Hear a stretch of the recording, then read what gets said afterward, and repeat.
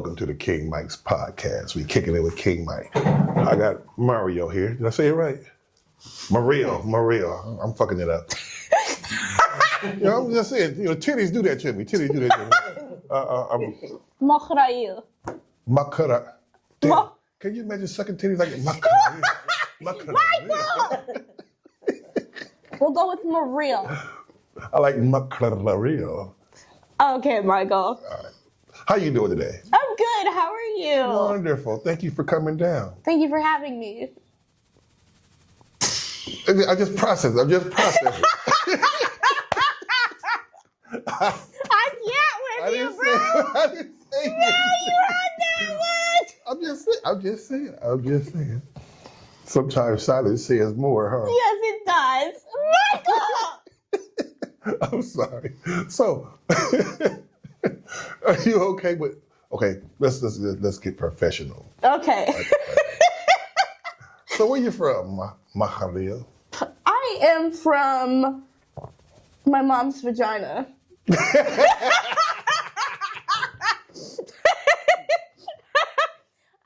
Florida. I'm from Florida. Okay. Yeah. Over there where the Alcatraz, the alligator Alcatraz is located, huh? Mm-hmm. So have you been worried about ICE bothering you? You know what? What? I've actually been taking my wallet with me. I'm Egyptian. I mean, I'm first generation out here. Mm-hmm. But, like, my fear is if ICE sees me, like, where's your ID? I'm real clumsy. Sometimes I forget my wallet. So the last thing I need is to go somewhere I don't even belong. It's being in El Salvador. Like, I'm not even Hispanic. That's the bad part. All light-skinned niggas have got to be on guard. Like, I got nappy hair. That's terrible, ain't it? Mm-hmm. But motherfuckers was voting for Trump. They wanted Trump. Now they have a 360-degree turn. Did y'all? I mean, you know what's crazy? All these years, I was trying to organize people to start their own political party. Mm-hmm. I know I'm not going to get a president. It has to be, at least 60, 70 years before they get that strong. Mm-hmm. But you can go through the law books and try to get things off the books that don't make no sense or just ain't right. Nobody was trying to hear nothing I had to say. They want to be Crips. They want to be Moors or pimps or whatever. Okay, pimps, Crips, and Moors, do your thing now. Because Trump ain't thought of all this. Everything that we listening to Make America Great, that's a KKK slogan. We never heard it because we not invited to the party. But you go to the KKK rallies, they've been wanting America to be great ever since we got freedom. So that shit is what it is. I'm not a very political person, but I voted for the Green Party. Mm-hmm. And everybody gave me shit. They're like, she wasn't going to win anyway. Mm-hmm. And so my mom remarried. My stepdad is Palestinian, and I have 3 Palestinian brothers.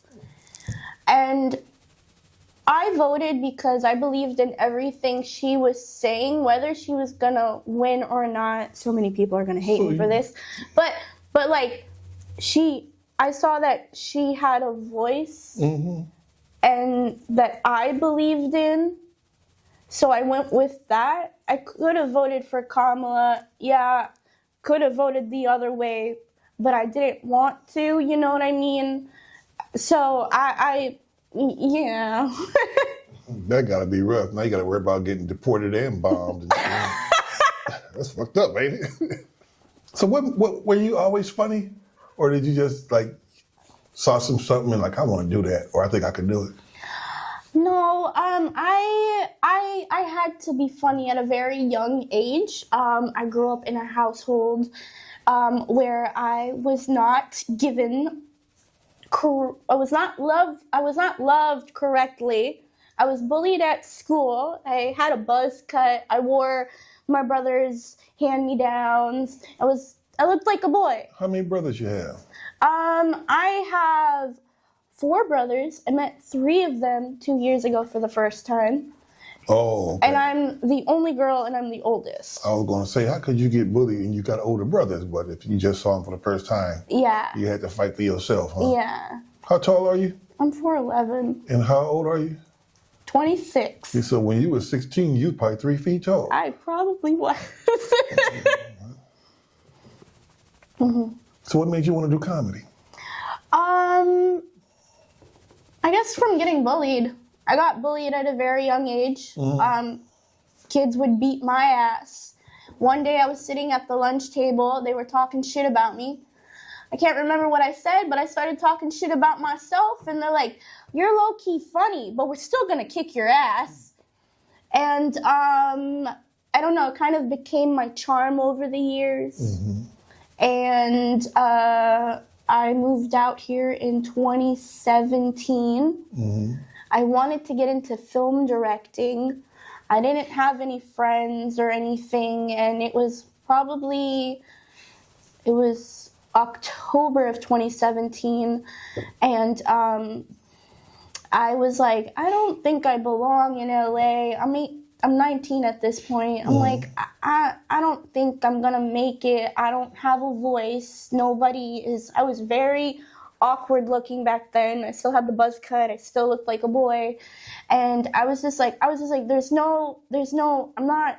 not gonna have any value here. So there was one night I was walking on Melrose and I walked into the Hollywood Improv and I saw Kevin Nealon and Jamie Kennedy perform.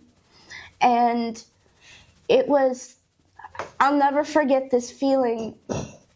My body was filled with anxiety, and then I see Kevin Nealon and Jamie Kennedy perform, and then all of a sudden it's like the room just stopped, everything slowed down, and I felt my heart beating, and I was just like, I think I want to try comedy. And I remember a few days later I went to the open mic at the Improv in the lab room, and I was like one of the last to go on, and I bombed horribly. But I still kept going. And then I stopped doing comedy around the age of 20, 21. And then I got back into it last November. Okay. But quick question though. Yeah. You said you didn't feel like you fit in when you first got here? Yeah. Were your titties this big yet? Oh my God, yes. Yes. If you want to know, my titties came in at the age of 10. You should have been accepted everywhere. But I wasn't. Oh, you was in West Hollywood, weren't you? I was living in Jefferson Park. Near South of Koreatown. They probably thought you was Mexican, huh? Oh, yeah. See, here's the thing. When you mess with girls out there, you can't really go to their house because, for some reason, black people are more accepting. You go to let's say you go over into Boyle Heights. And say, yeah, nigga, you got 5 minutes to get the fuck out of here before we kill you. And they mean that shit. If she want to see you, she gonna come over to you, and she can't come back here. You know what's really funny? One night, I was getting kebabs from this pizzeria. They were making chicken kebabs, and I'm walking, and then this black Crown Vic pulls up to me, windows tinted. He rolls down the window. He's like, "Get in the fucking car." I'm like, "What?" And he's just like, "I said get in the fucking car." And I'm just like, "Bro, you crazy." And I just kept walking and stuff. And he was like, at a loss for words. Like, "You're not scared of me?" He was running some shit that motherfuckers used to do back in the 70s and 80s. Trying to gorilla pimp a female. My brother, when he rest in peace, he was like, he had a white girl, I think. I don't know if he told me she was on Sunset or somewhere, where he said a car pulled up and told her ass she had 10 minutes to get the fuck off this strip. She was gone. That was the end of his pimping career. So he lost all his hoes just like that. You've been pursuing the craft since 2017, huh? How has the directing gone? I've done some stuff. I did a project a few years back, and it hit the fan horribly. It's actually pretty fucking funny, but it would not survive this day and age. And the whole behind the scene production was a complete mess, and I kind of got discouraged, very low self-esteem, and I kind of put that to the back, and I'm not gonna lie, I gave up on myself for a very long time. I gave up on myself.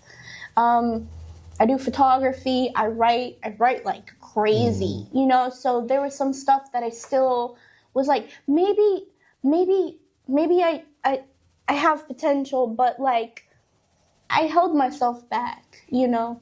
It's good, in my opinion, to have a motivator. You find them wherever they are. You never know who. But like friends who always telling you what you can't do, don't have to get rid of them, but they can't just be around you all the time. You got to be around positive people, especially when you're doing something that doesn't bring instant gratification. Honestly, I totally agree with that. I've been out here. We're in July. I think next week is going to be my 8-year mark, and I can honestly say that this is 2024 has been the year that I met people who are family to me now. I have my best friends, but as far as like creatives, like it's not just creative, it's a support system, it's a family, it's like a bond. And they really have helped me get out of my shell. They have helped me, like when I'm around them, I'm like, I want to be a better person, and I work on myself, and like so much progress has been made, and I'm so confident now in everything that I do creatively, personally, like I'm not holding back anymore. Nor should you. Yeah. I picked up on that when I started just focusing on Muhammad Ali, because there's a lot of times where his ass been beat or wanted to quit, but he had a master motivator in his corner named Bundini Brown. That motherfucker could talk. He could talk. Everything you hear come out of Muhammad Ali's mouth, it came out of his mouth first. Muhammad Ali he repeated a lot of what Bundini said. He added in some Elijah Muhammad when he was mad, but most of that, float like a butterfly, sting like a bee, all of that was all Bundini. He used to be Sugar Ray Robinson, another boxer that was like the best before Ali came along, you know. But he motivated both of them. And when you boxing, when somebody pop you upside the head, you ain't really there for at least 2 seconds to 5 seconds. So sometimes if a nigga hit you hard enough, you want to say, fuck this shit, I'm going home. But Bundini just kept these motherfuckers just going the extra mile, going the extra mile, going the extra mile. And I'm like, and it made both of them what they are today. So I'm like, you know, if you can find you somebody who's always positive, who's always pushing you to do better, keep that person around you. I definitely have that person. Yeah. Actually, it's really funny. I just started taking boxing classes. Really? Yeah. It is kicking my ass. It will. But you gotta get your cardio up. Yeah. That's no cardio. You know, all seriousness though, I like it. Like we do like intense workouts, and I'm just like, I just want to give up. But I'm like, just keep going. And at the end of it, I'm like, I fucking did that. I did that shit. You doing it to stay in shape or for self-defense or what? Well, it's really good self-defense, but I'm doing it mentally. I'm bipolar. So it definitely keeps everything that I have, some stuff that I've bottled in, not in my titties, Michael. Well, it was just a little glass. It was a little glass. That's all. I wouldn't... It's a great release. It's a great release when I can't. Right. I'm up here. Okay, fine. No, I can't see shit. When I can't release it to people, I can, release it out there. Thank you. You have very lovely eyes. You can put your glasses back on now. I was just thinking of a comeback, You have a couple of lovely things too. You ever thought about doing jiu-jitsu for self-defense? Because boxing, let me see your arm. Hit me. Hey. So, you broke my elbow. That's a. You heard that, I right? heard. That was a whacker. Leave that girl alone. Like, I'm just noticing, like, when short, I guess in the comedy film, like the Little Rascal, you hold a nigga head and they just be swinging and missing, swinging and missing. Yeah. I ain't really thought about going for the elbow or the wrist, but I guess you could. You can. Low key, I wouldn't mind being a little Bruce Lee. It'll work. I was gonna say jiu-jitsu or kickboxing to start off with. It'll work. I definitely want to get into kickboxing. Okay, this is on my bucket list. I would love to be in a boxing match. Why? When I was a little kid, my dad used to beat my ass. And like, I was just like, one day I'm gonna fucking learn how to defend myself and beat your ass. So I always had this picture that I would beat his ass in the ring. But I feel like, I don't know, like me thinking about doing boxing and like doing a match, I feel like that's empowering. I feel like that's sexy. Like if I saw another woman, I'd be like, I see you. Go to a boxing match and just watch them.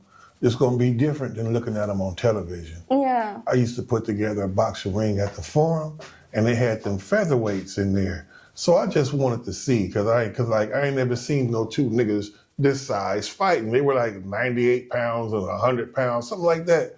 But it looked like two bees fighting. I mean, I seen fast fighters, but I couldn't even pick up their hand speed. Cause I'm standing there, right? Cause I'm ready to take the ring down because that was the last fight of the night. But them niggas was fast, but they were in shape, and I figured they hit hard because they train and do that shit.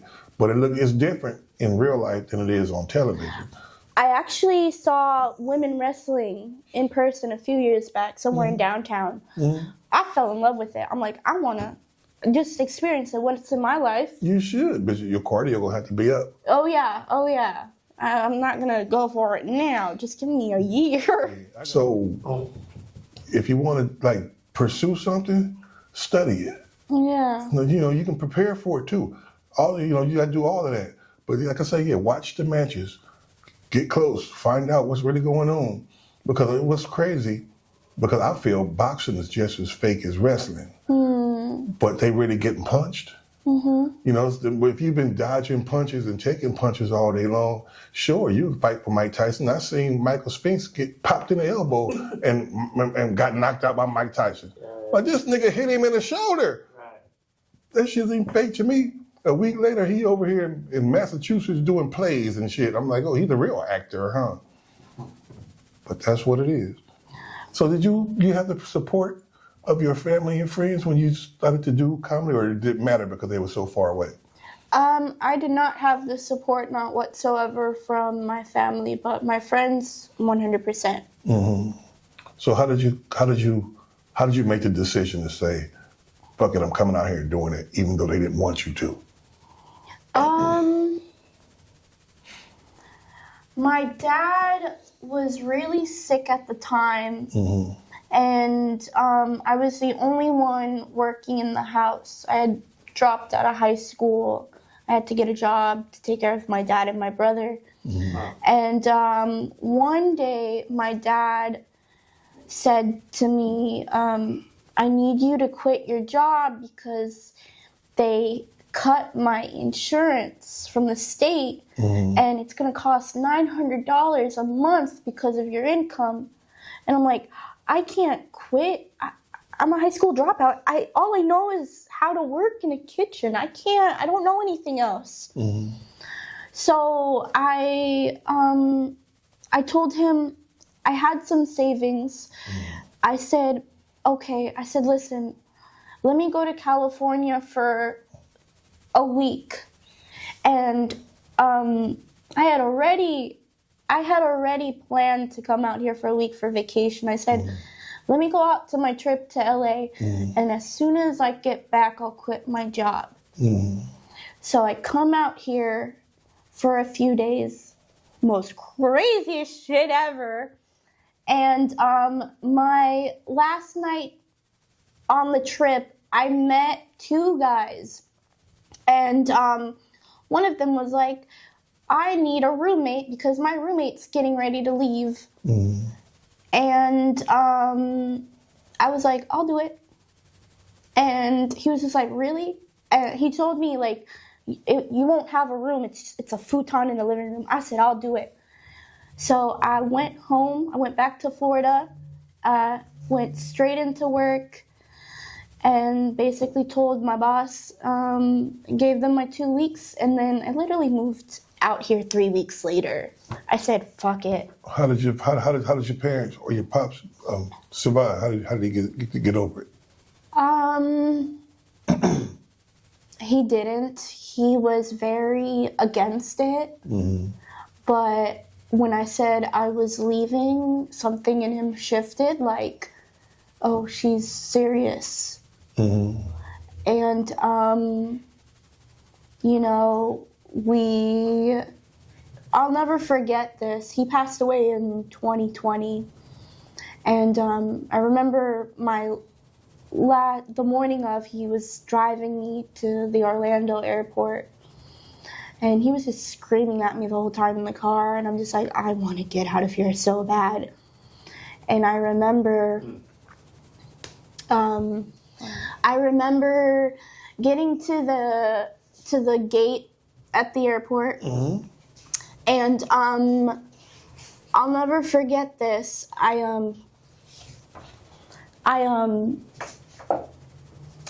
got to the gate and I ran out the fucking car and I heard a car honk, but I ran in and I'm sitting by the gate and I get a phone call from my dad and he was like, hey, I honked the car. I wanted to give you a hug, but you ran so fast inside. And I never I never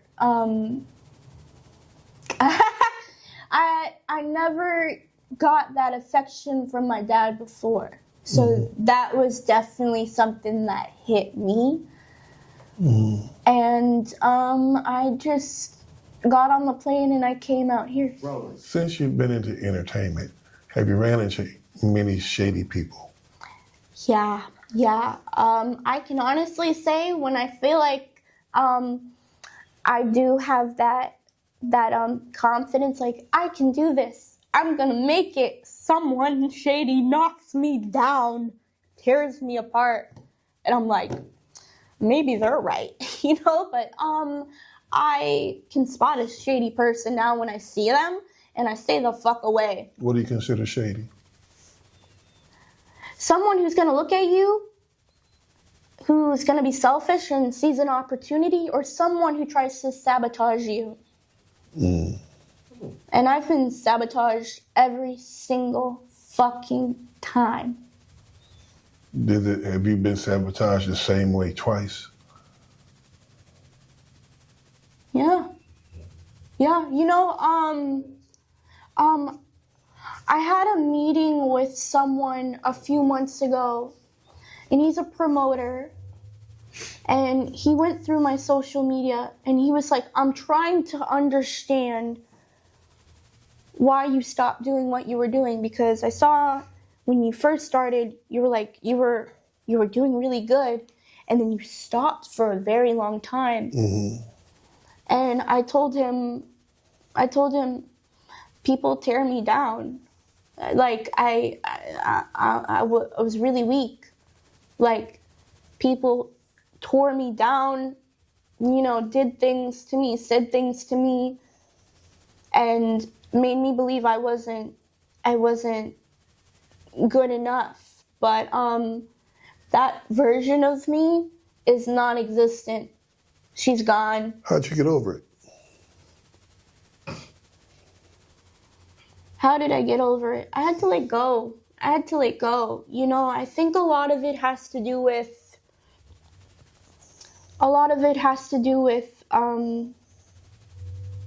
like internal work for me. I'm in therapy, so I work really hard on myself, surrounding myself with good people, isolating myself, which can be dangerous sometimes, but just kind of protecting my peace.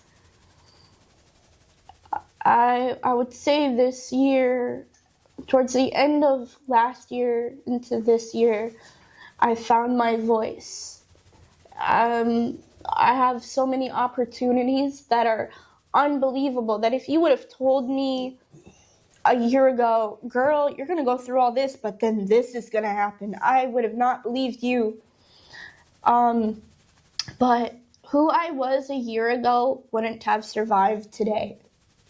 So I had to put in a lot of work, a lot of discipline. I'm speaking up even if I'm uncomfortable, but people are respecting me. And I'm still finding my voice even when it shakes, but I'm a lot stronger now. You can knock me down 100 times. I'm going to get back up, and I'm going to keep looking you at your face, and I'm going to walk away. I'm going to be like, I'm on this path. You're not gonna take that away from me. Boom.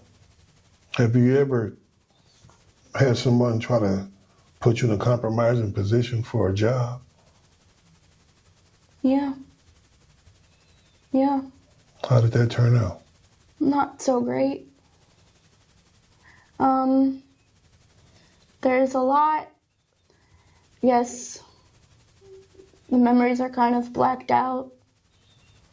Yeah, but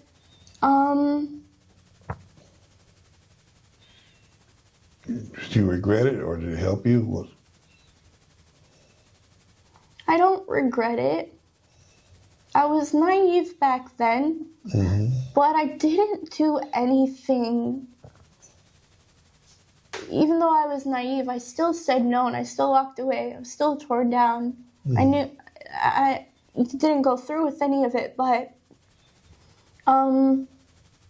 yeah, there are people now that look at me, and I can automatically tell right now, like, your intentions are towards me are not good. I'm not gonna associate myself with you. No job is worth your integrity. Yeah. So to me, it's a good feeling to look somebody in the eye and tell them, fuck you. Even if I need to work, fuck you. If I think that's something that's not on a level. Yeah. Like my daddy told me, I found a job when I was looking for one. You feel me? This ain't the first. This ain't gonna be the last. So don't do nothing that you uncomfortable. That's put you in a compromising position. Any of that. Don't ever hesitate to tell somebody to get the fuck out your face. Period. Yeah. Have you been to a Hollywood party? I've only been to 2 clubs in my entire life in the last 8 years. I have not been to a Hollywood party. I don't want to go to a Hollywood party. Is it because of Diddy? Honestly, I'm a homebody. You want to hang out with me? Let's play some board games. Let's watch a movie or a show. Let's have a beer. I'm that kind of girl. I know online I have a wild persona.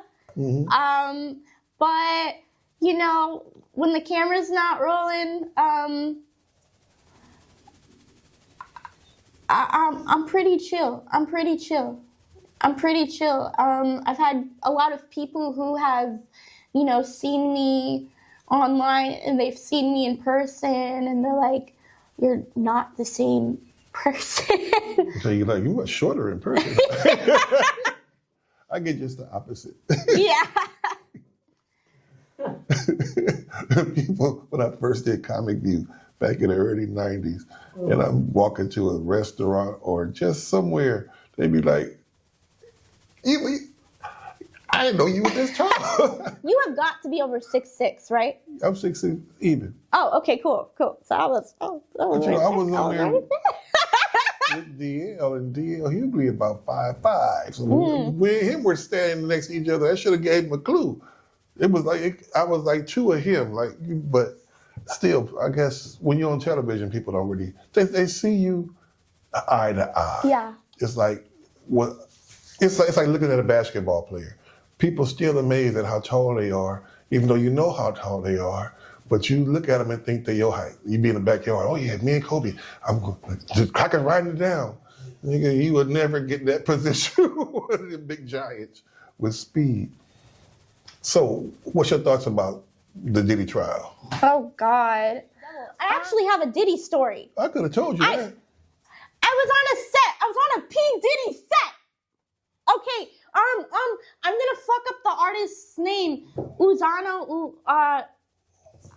It's a Hispanic artist. This was a few years ago. My ex and I got booked for this set. We were supposed to be dressed up as aliens.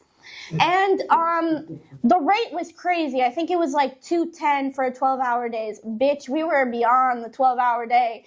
We get to the set. They're putting people in like BDSM outfits, bondage outfits. They put me in all leather. They tied my hair up like in a knotted mohawk. Before we get into the fucking set room, they tell us, oh, by the way, you guys have to grind on each other and do this and that to each other. We were like, what the fuck? I should have been in that video. So we get, you stupid! You stupid! That's not me.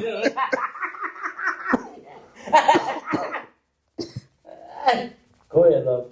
So we get to the set, and my ex is on the other side of the room. I'm all the way in the back. I'm trying to hide. I can't dance, but I'm like, I really need this money for rent right now. And I just remember this woman, she just started grinding up on me, grabbing my ass. I freaked the fuck out. I like hid in the back and stuff. And it was pretty crazy. Like, people were making out with each other. People were grinding on each other, doing stuff to each other. It was disturbing. And then after we got back from like lunch, Diddy was on the set. And it was crazy. And I was like, I don't ever want to do a music video ever again. There's no baby oil. There was no baby. I don't even know. Yeah, that was, I don't even know. Was there baby oil? You know what? I don't even know if there was baby oil on that fucking set. I wouldn't have been surprised. There was some on that set. There was definitely something on that set. It was so demonic. It was so satanic. It was crazy. The baby oil had to be there. No, that's all we wanted to get down to, right? Go ahead, Mike. I'm just curious. Not about Diddy anymore. I'm just curious. Because I know some women be saying stuff to help out. They don't want to feel bad. But they be meaning what they do. But I'm curious.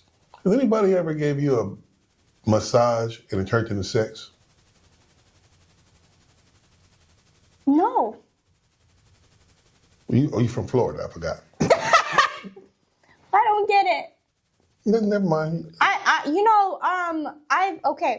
gotten massages out here. They wanted it to turn it into sex. I was like, hell no. They didn't use baby oil, did they? No. I don't need any oil. I'm soft. These are the magic fingers. Oh, God. I'm just saying. What would you say be your biggest regrets?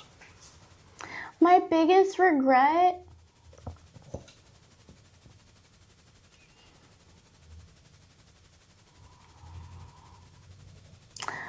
I wouldn't say I have a big regret in my creative career because I'm so happy where I'm at now and where I'm going.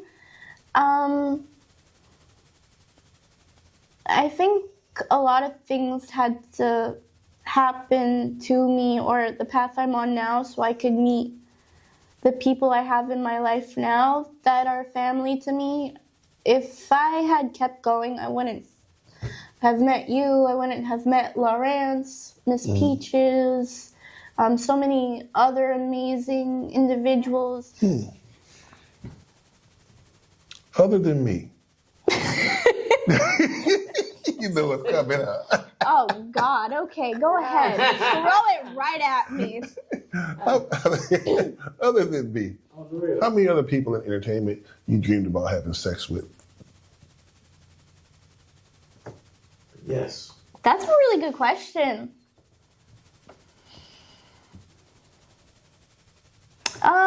Like celebrities?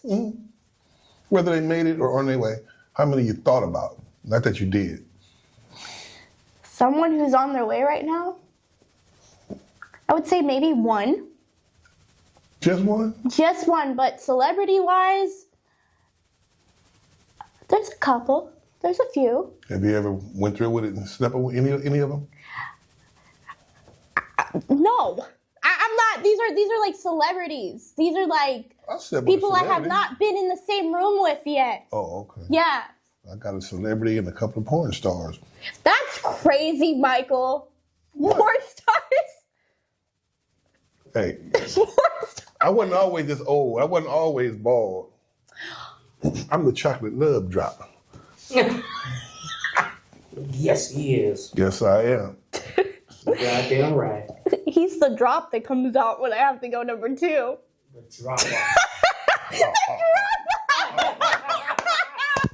We gonna cut that out. We don't need that. We don't need that. Okay. Let me ask you something. Do you have any regrets in life? It was a major comedy club I could have played if I had to fuck this person's wife. So I should have went ahead and fucked her, but I was trying to work it where just my talent would get me over. I didn't want to mix entertainment, but once I decided to leave comedy for a while, I was waving my dick around like a magic wand, just blessing bitches. But while I was in comedy, I was trying to go to straight and narrow. That's crazy! Michael! What? I'm not your mother. I'm not your mother. Right. Right. She don't come to see my shows. My mama don't. She's one of them Jesus freaks. Yes, she is.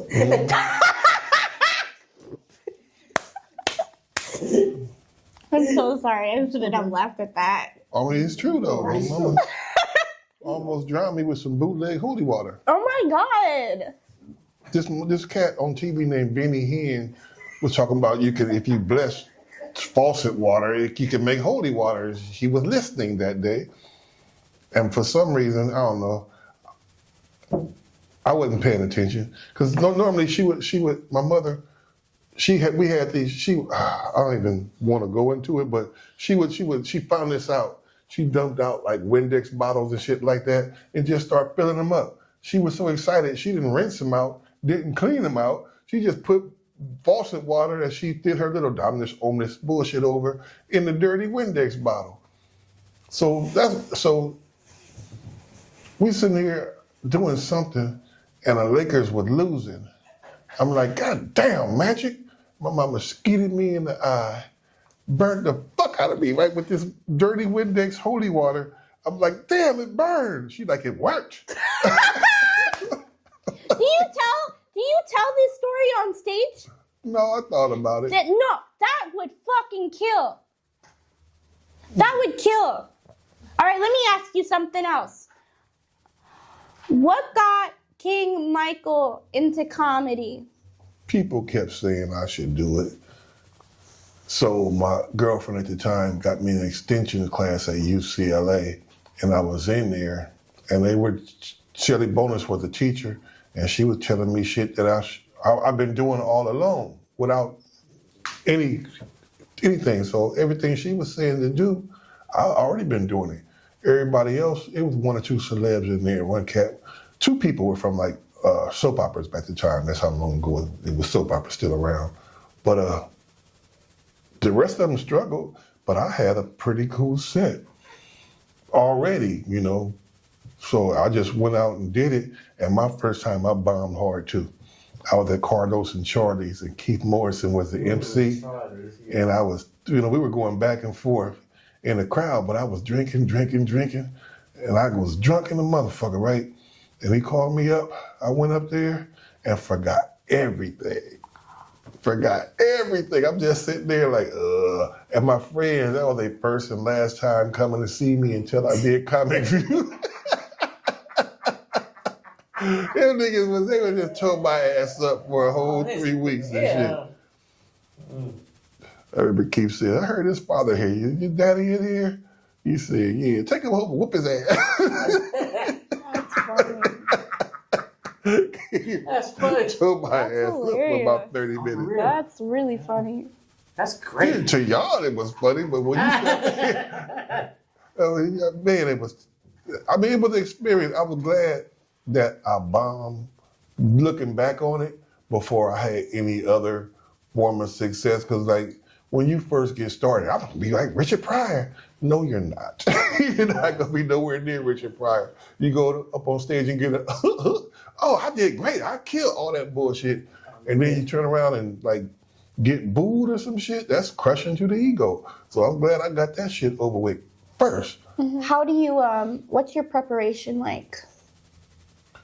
Well, right now, I'm just going off the head and bouncing off people I see in rooms. But the way I really prepare when I'm ready to rip shit up, I record myself every day, all day, so I can look at the nuances, because some jokes are physical and some you need to stand still. And because I had a speech impediment, I'm a stutterer and I mumble. Like right now, my ears are ringing like, so I could hear me, but it caused me to talk real low like that. So I got to learn to talk up and speak into the microphone so I could be heard. So all that's on my mind. And then you popped that motherfucker right out too. Why did you? All right, here we go. All that's on my mind while I'm thinking of comedy at the same time. So Rodney Winfield told me to leave them lists alone. He's like, man, he said how he say it? Well, I'm gonna tell you, leave that fucking list alone. He said, every time I see you got that list, it's only gonna slow you down and cripple you. You know your jokes because you wrote them. And he was right, because everybody you see go on stage with their little notebooks and shit, they gotta stop and read what's the next joke or what's this, and that shit don't ever sound like it's supposed to sound. They're like, oh, I'm up here practicing, but motherfuckers didn't come to see you to put on a shitty show. Yeah. You feel me? Practice at home. Even if it's an open mic, you go in there and do your thing. So what I start doing, I'm start studying myself, because I realized that in school, you give a motherfucker some spelling words and they couldn't spell it, but you play a song on the radio, they knew that shit within like three times of hearing it. Yeah. So not only is it subconscious, it got to be something that you're interested in. So that's how I figured out how to become, what you call it when you can look at something and memorize it. You just start paying attention to it and focus, because that's what the people do when they like something. So even if I didn't like it, I'll pay attention and I'll focus it. So at the time, we were still in the VHS era. I would go to a spot called Amtronics, and I would get VHS tapes, like 24-hour tapes or whatever. And my VCR would always rewind and keep going. It was finished, rewind, and keep going. So I put all my comedy sets on there. So even in my sleep, I had a couple dreams where a motherfucker was telling my jokes, and I'm trying to whoop his ass, and he still wouldn't stop. And I got so mad, I woke up, and it was my VCR, you know, because I would always have it on, and I would run it through my speakers. Yeah. So I could hear myself in my sleep. I would just repeat my jokes over, all day long, over and over and over. So I knew them. And I had to develop the confidence, because I go on stage, what I'm gonna do next. When I got to the point where I said, fuck it, you're gonna like whatever the fuck I give you, that's when I started getting standing ovations. So that's what I always do. Like right now, I got my practice shit on here, like all that. Hold on, Let me go through this. Oh, I don't need to see all of that, Michael. Oh no, I'm not naked telling jokes, goddamn. I'm just saying. Matter of fact, it take a while to load in here. But let's say, but all this shit here is just concepts. I haven't even put them together. These are jokes I got to work on. But if I'm in the car, let's say I push a 3-minute joke or something. I'm just talking. Let me stop you right there, my friend. And I'm about to say something, right? Mm-hmm. So that might go on a different joke, or I might have to add something to it, or sometimes they're there already. I'll pick the ones that's ready to go and use them, or I'll pick the ones that's close to being finished and finish them and use them. But I'm listening to my shit constantly when I'm by myself. That's how I practice. I really fuck with that. That's so cool. Thank you. I like how you use the word fuck. Y'all have a dirty mind. There's no baby oil on this set. No baby oil, right? We definitely have baby oil in the other room. Oh, fuck. Oh, we got baby oil. Yeah, right there in the black room. Yeah, for sure. How the fuck we can't have baby oil in here? Why would you have baby oil in here? That's what I'm saying. Why would you have baby oil? Every set should have baby oil on it. Back in the 90s, that's how you got slow chicks. Because for Slow some reason, chicks? yeah, I'm going to the studio, baby. Why don't you come on the studio? Me and my boys in the studio. That's all the motherfuckers would do. Being there smoking weed, next thing messing with the girl. Wait, Yeah, they trick would... them. You want to do some background? No, and they ain't giving the background bitch at all. But she in here. Smoking weed. Yeah, They would use baby oils as lube? Well, no. Oh, okay. Usually, Baby oil is not used as lube. you can. I just wanted to good. It's like ghetto Well, massage maybe oil. Diddy use it as lube. Oh, yeah. We I bought did it in bulk. I've never used baby oil. I've used baby oil just to rub it, you know what I'm saying? To get that sheen, right? Right. For lube, we got Astroglide and Anal Ease. Exactly. And shit like For lube, you have a bunch of shit you can use. Mm-hmm. That it's really lube. It's not baby oil. Okay. Baby oil is something that enhances the skin. Okay. Right? Yeah. That's what baby oil is for. You ever do a gig and the promoter didn't want to pay you? Yes. Yeah. I've had a few where like, hey, I'm gonna pay you to come out. They never paid me. I've only been paid for 2 shows where the promoter's like, I'm gonna pay you, and they fucking paid me. The other motherfuckers, you know what? I just want to go. I want to perform. I network, and then I get on other shows, and then I leave. But I keep it in the back of my head. I'm like, okay, now I know not to work with you next time. How long you been doing this? Comedy? Uh-huh. I told you I started in 2017, and then I stopped. I stopped for 5 years, and then I got back into it in 2024. Now, I don't know where your gigs are, but usually the promoter will give you half up front and then half when you get to the venue. Let's say if you got to go do something in Oklahoma, he get to send you a plane ticket, round trip. Yeah. He need to show you your hotel reservations, and he need to send you half the money. Cause women different. what's the point of going out there? Especially for women. What's the point of going out there and this nigga talking about I ain't got the money, but he wants you to go and do some free shit for him? Bro. You feel me? And then some niggas will try to intimidate motherfuckers that they think are weenies and shit. Niggas want to show their gun. I'm like, that gun look just like this one. Yeah. Oh my You know? God. Sometimes it's like that. Sometimes it's like that. Sometimes you get paid, you got to turn around and run the fuck up out of there because they're going to be at your hotel room trying to rob you for what that motherfucker just gave you. Everything ain't what it seems out here. That's no. Oh my God.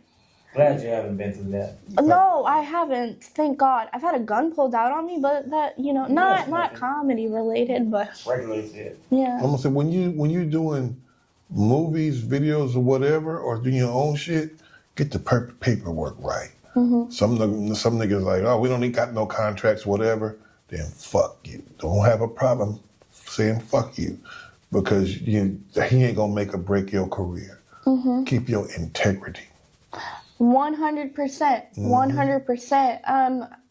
So many people have said, "Oh, well, if you hang out with me, you'll go on this route and stuff." And I'm like, nah, I'm good. The stuff I'm getting, I don't want to sell my soul to the devil. Right. I really don't. I don't want to know. I could never forgive myself if I got a movie opportunity or an opportunity in general just because I slept with someone, just because I did something wrong. That's always going to live with me. I don't want to be known for that. The stuff I have now, it's because I earned it. I worked for it, not the other way around. If my success doesn't happen for another 5 years, it's happening now. But if it doesn't happen for another 5 years, I'm still going to go on my path. I'm still going to go slow. I'm not going to give up, but I'm not going to sell my soul. Just about all of them out there have done some shady shit. It's damn near impossible to get to a level and stay at that level unless you have. Yeah. And then, like, being on the outside looking in, you don't really realize it because you haven't heard the rumors or you haven't seen some shit.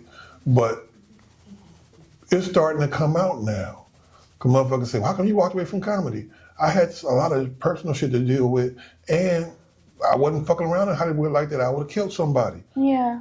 Now Cat Williams coming out telling giving up all the business, and you see niggas, oh, well, no, I ain't gonna talk about that, or that's stupid. Yeah. Yeah. And everything that he's talking about is coming out. Because it's not that people doing shit wrong like Diddy or nothing like that. Cassie wanted money, so she went and blackmailed that nigga. And with that, what do you call that she gave, a dissertation or whatever it was? Yeah. But the feds was reading it, so they went and pressed charges and subpoenaed her, so she had to testify. She didn't put that on him because it wasn't nothing really illegal that he was doing. It's a reason why he didn't get a charge for domestic violence. She never pressed it. Exactly. You know what I'm saying? They just showed that to make him look like demonic. Right. Yeah. So it's a lot of motherfuckers out there like that, and there's a lot of girls lining up willing to take on them roles. Yeah, and next thing you know, they down here. And now all of a sudden they in movies. They just don't talk about it. You can pretty much, once you learn about what you're seeing, you can look at that shit from the 1940s, I love 50s, 60s, 70s, and see who was fucking their way to the top, male and female. When you really start looking at these actors and actresses, I have no problem with all of them. You know what? Guess what? If that's what you need to do, you did it. It don't have nothing to do with me. Yeah. You know what I'm saying? Yeah. What I don't like about it, at least with the black people, these the powers that be. I won't say Jews. I will say these people. Jews. He said it. They pick and choose who makes it and who don't. And it ain't got nothing to do with how good the booty is. Yeah. Because let's say a nigga like me, I slip through the cracks. They gonna do their best not to allow me to slip through the cracks, because my goal is to take kids from the age of 7 on up and teach them entrepreneurship. Teach them the value of $1 and how to work. You feel me? Yeah. There's a lot of things we could do as far as drop shipping, where they ain't got to do the actual website and you get the products you want and you just put them on eBay or online. Whoever buy them, collect the money, and you get the receipts and send it to them. Teach them some responsibility. Yeah. I even got some niggas together, and all they did was like being negative. I'm like, look, we can make skateboards. I'm a grown man. I'll cut the boards. I'll allow the children to sand them, to paint them. I'm watching them. I'll drill the holes, but they can just pick the color of the wheels, the patches, and all of that. You go price a skateboard, about $300 a board. You feel me? How much it costs for a plank of wood? $5. How much it costs for the truck wheels? They gotta be less than 15. I ain't checked it in a minute. But if you can be 9 years old and sell a skateboard on the line for, let's say, $200, $150. That's a lot of money for a 9-year-old. Yeah. All I need something back is to buy more material so it don't come out of my pocket. Ain't nobody who's trying to keep you oppressed gonna even fuck with a man who's thinking like me. But they will give a boatload of money to a nigga who says, I'm gonna put my investments in alcohol or cigars or something stupid that's gonna kill young people or elderly people. Because you look at all these entertainers, as soon as they make it, they go and sign their name to some Ciroc or some Cristal or some shit. Yeah. Why haven't you used some high C punch or milk or something that everybody drink? Something my grandmother gonna use, something the newborn baby gonna use. Because that's productive. And Hollywood ain't trying to fuck with a nigga with a productive mentality. So all the ones you see make it are not thinkers, I'll put it that way. You can be a billionaire, but you ain't making nobody around you a millionaire. You just spit some motherfucking bars, yo. Yeah, but that's why people like me ain't gonna make it unless I carve my own path out. And that's what I'm gonna do. If I become a superstar, which I doubt if I ever will, I don't even give a fuck no more. I just wanna see our people survive. Yeah. You feel me? Cause like, you're Egyptian, right? Yes. Ever since I was a kid, motherfuckers told me we live in huts in Africa. We starving. Now, even my parents believed that shit because they were taught that in school. But I'm looking at this shit like, how can you build something like a goddamn Sphinx or a pyramid but didn't know how to build a house? Somebody's telling a lie. Think about the Native Americans. They told you the Indians lived in teepees.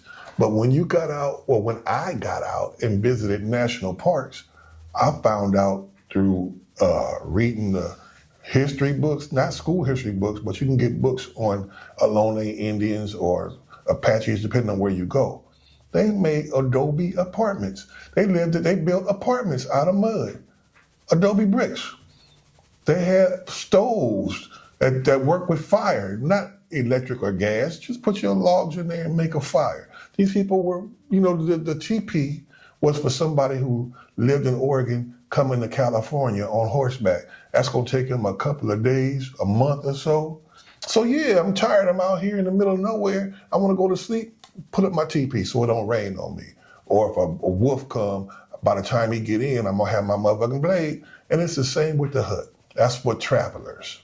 But when these people came to our countries, they start stealing our land, taking our resources, and push these people, our people, to the brink of homelessness, to the brink of starvation, killing off animals for sport. Talking about these starving in Africa, and they sitting here to this day charging motherfuckers to ride around to watch other animals eat other animals. But they're gonna tell you ain't no food over there, which is a gang of bullshit, if you ask me. And as long as I think the way I think, they ain't putting no money in my pocket, but I'll figure out how to put money in my own pocket. And I'm good with that. Damn, we changed the subject like a motherfucker, huh? This just became Bill Nye the Science Guy. Fucking science guy. Bill Nye the History Guy. Okay. I got a question. Did you when you first came here, was it easy to find quality people? No.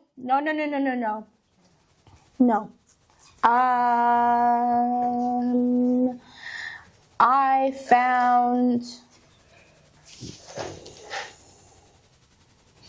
maybe 2 quality people my first year in. My 3rd year, I found another quality person. Then 2 more tagged along. But I found pretty much everyone at the end of 2024. You ever meet somebody, blow them off, and then they blow up? You're like, damn, I wish I'd have stayed in touch with that motherfucker. No. No? If I vibe with you and we hang out, we hang out. Doesn't matter if our schedules are busy. When we have time, we kick it. Have you ever like knew somebody and watched them blow up?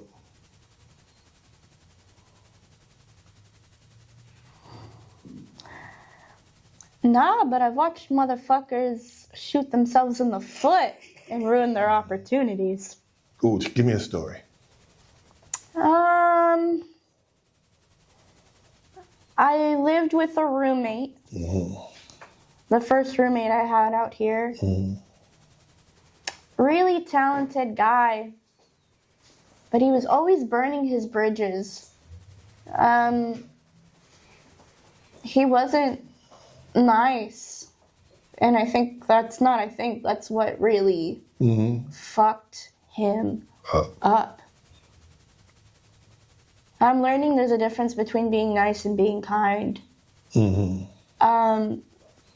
But yeah, I watched people have opportunities and just like that, it's gone. It's gone. It's gone, you know? I've seen people act like idiots and it's gone. Some people don't really, I guess, like black people got to understand we don't have it like white people, because people, you know, I'll keep saying people, but I came along right when BET got started and Def Jam shot up. It ain't like that every day for black folks, and the reason why it took off and they can't seem to get it back again because black people were denied. You feel me? When you look at the comedy shows in the 70s and the 80s, you're going to see Paula Poundstone, you're going to see Ellen DeGeneres, and you're going to see maybe Arsenio Hall, maybe. Yeah. You know, you'll see Seinfeld and Drew Carey and all of them.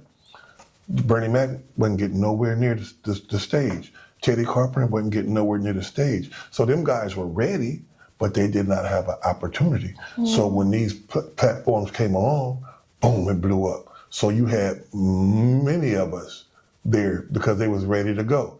Hollywood is notorious for only using one black at a time. You think Richard Pryor was the only nigga throwing down in the 70s? They used Bill because Bill was his polar opposite, didn't curse. But Franklin Ajay that nigga was rough, rugged, and raw. Rudy Ray Moore was out there. Dolomite, they wasn't fucking with Dolomite. You know, it was a gang of Wild Man Steve was there. They wasn't using them. Yeah. And Wild Man did Def Jam. He was about 70 when he did it. Dolomite even did Def Jam. He was both of them did Def Jam, then died at old age. They didn't have a chance to do nothing. But they finally got a platform.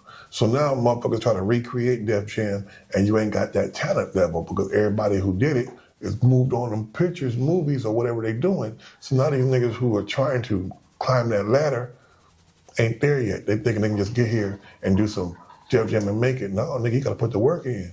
These cats all of them dudes that was, not all of them on Def Jam, but the ones that were ready to go have been doing that shit for over 20 years. And people don't understand that. So these niggas here, you got at least, 2 more decades to go, you know, before you ready to claim Bernie Mac status. And Bernie wasn't that Red Fox status. Matter of fact, Red Fox was doing Joe. Him and Malcolm X was boys before Malcolm X became Malcolm X. They were working a train car together. They used to work on the railroads. And in Malcolm's book, he was like that. It was the funniest car bill, whatever it was you want to call it. But from 1940s, 50s, 60s, I think in 70s, he did a movie called Cotton Comes to Harlem, where he was a junk man. The police went there looking for something, and he was a scared junk man. And that's when Norman Lear got the idea to use him in a show called Steptoe and Son. It was a show he had going over in Europe. He just put black characters in it and changed the name to Samuel. Because of Red Fox, his real name is John Sanford. His brother was Fred Sanford and passed away. So he used his brother's name in the show. But after that, I seen him in Norman Is That You and probably not much else. But they don't use us like that. And the people who get a chance, like today, like let's say you see Martin Lawrence or Dave Chappelle, these mega millionaires, so called, right? What platforms have they put back so other blacks can get through the door? If they're not involved in it, you don't see it. Like the Dave Chappelle show, that's what got him over. He was doing movies, but has he ever did something that'll just put you on for no reason at all? Because he got the power to do it. Right. This is the reason why they make it and other people do not. All right, we're just about out of time. I want to thank I fucked it up. What is it again? Mahreal. Mahreal. Oh, Mahreal. Ouch! I'm so sorry. I got you. That was the shit. That was the shit right there. Ain't nobody ever slapped my head like that unless I was going down on them. Nick, At least it's probably the first time in a long time your head's been touched. That's the best shit I ever seen. That's the best shit I ever seen. That was dope. We gonna sign off. This is King Mike's podcast. Say goodbye to a Mahreal.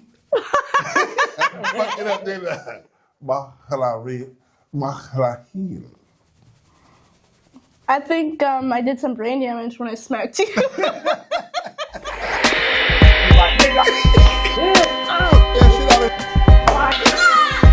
The mother